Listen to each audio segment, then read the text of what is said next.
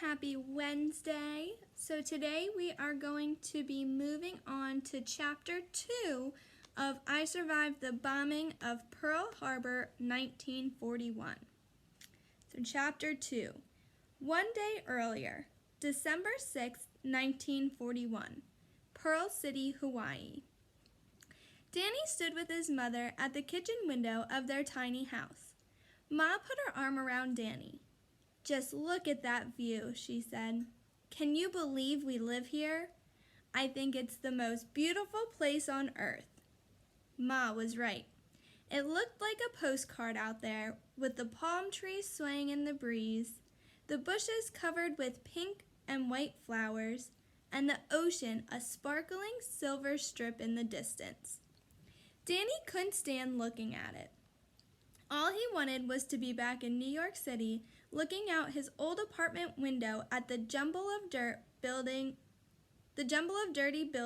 the smoke thick in the air, the garbage in the streets, and his best friend Finn waving to him from down in the alley below. Ma thought that coming here to Hawaii would give Danny a fresh start. She wanted to get him away from danger and trouble, away from Earl Gaskey and his gang.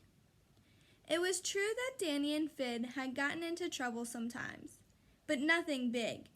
Just skipping school and sneaking into movie houses and nabbing an apple or two from the fruit stand. Sure, they ran with Earl and his gang. Some folks in the neighborhood said Earl was a vicious criminal, that he'd break your legs if you looked at him wrong. But others said he and his guys protected the streets and took care of old ladies. He had always been good to Danny and Finn. He paid them $1 a day to run errands. He even taught them how to drive one of his cars. Sometimes it was scary being on the street so much, just Danny and Finn. But no matter what they were up to, they always looked out for each other, because who else was going to look after them? Danny's father had been gone since before Danny was born. Ma did her best, but how could she watch over Danny when she was working all the time? She was so tired when she got home from her nursing shifts at the hospital. After kissing Danny hello, she would close her eyes for 10 minutes, make their dinner, and then head out to clean offices until midnight. And Finn's parents had 5 other kids crammed into a dark 2-room bedroom apartment. So Danny and Finn stuck together, more than best friends, closer than brothers. As long as they had each other, they felt like nothing bad could ever happen to them, and nothing ever did, until one night 2 months ago. Even standing here looking out on the palm trees, it all came back to Danny. It was like a horror movie playing in his mind. He could hear the screech of the metal on the fire escape breaking away from the building. He heard Finn shout and the thud of Finn's body hitting the sidewalk 15 feet below. He could see Finn lying there on the sidewalk, the blood seeping out of his head, the flashing lights of the ambulance. And then later, seeing him in that hospital bed, groaning in pain. It was the night that Ma said they had to leave the city. "It's time for us to go," Ma said, "before something terrible happens to you." When she first told him they were moving to Hawaii, Danny thought she was kidding. Wasn't Hawaii a made-up place, like Shangri-La? But no. It turned out it was a bunch of islands owned by America. There was a huge military base there called Pearl Harbor. They needed nurses at a hospital on an air base called Hickam.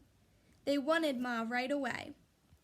A week later, the Cranes were on a train heading to San Francisco. From there, they took a ship halfway across the Pacific Ocean to Oahu, one of the Hawaiian islands. Ma kept telling Danny how they needed to put New York behind them. "We're starting out fresh," she said. But how could Danny turn his back on Finn? He couldn't, not when Finn needed him most. Besides, it was Danny's fault Finn got hurt. He was the one who wanted to climb up that fire escape to explore that abandoned building on 23rd Street. Finn said it was a bad idea, but Danny told him to stop being a sissy. And then, as they were climbing up past the second floor, there was a terrible screech as the rusted metal of the fire escape gave away. Danny managed to climb onto the landing, but not Finn. He fell, crashing onto the cement sidewalk below. And now Danny was in ocean, and a continent away. But he had to go back to New York. A ship called Carmela was steaming out of Honolulu harbor tomorrow morning, heading back to the mainland. Ma had no idea, but Danny was going to be on that ship. And that's the end of chapter 2.